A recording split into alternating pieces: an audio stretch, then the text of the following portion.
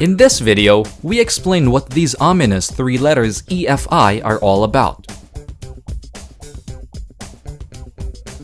Not only the usual apps like Pages and Keynote run on a Mac, including macOS operating system, which holds all the strings in hand. But this is not the whole story. Before a line of code from Mojave & Co. is even executed, a little helper called EFI intervenes and prepares the wonderful world of macOS. EFI is usually only used by hobbyists who want to partition one or more hard drives or who wants to install Windows or Linux in addition to macOS.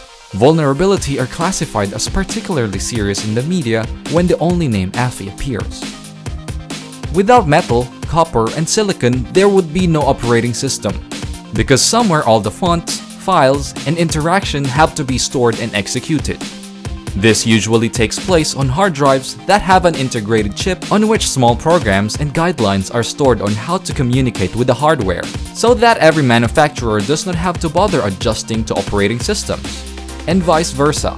The industry has agreed on a standard that it calls UEFI, or Unified Extensible Firmware Interface. This standard replaces the BIOS known to everyone. The BIOS, or Basic Input-Output System, also specified interfaces for communicating with hardware and loading the actual operating system.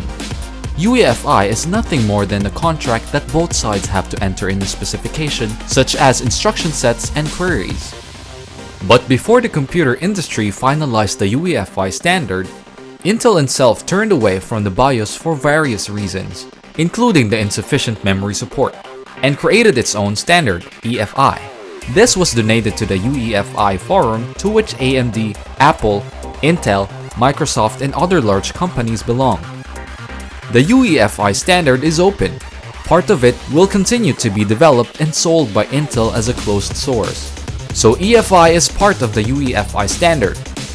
Apple took over this specification from Intel and has since been selling its own standard and is therefore a spin-off from the traditional UEFI and EFI standards. This is also a reason why even malware at the EFI level is not very widespread, since every Mac has a specially created EFI version. Since UEFI is openly distributed, the process is traceable and documented. It consists of 5 steps. Number 1. The computer is switched on and then runs a self-test. Number 2. The UEFI firmware is then loaded. This checks the part of the hardware that is required to load the operating system. Number 3. Since there are several UEFI specifications, the third step determines which operating system should be loaded and which UEFI program is required for this. Number 4. The so-called firmware then loads the application that was found in the boot manager. And number 5. Depending on the UEFI program, further subroutines are then loaded, especially if OpenCore was used to load several operating systems, various manufacturers and specifications, some of which are not openly available, making the subject of EFI difficult to understand.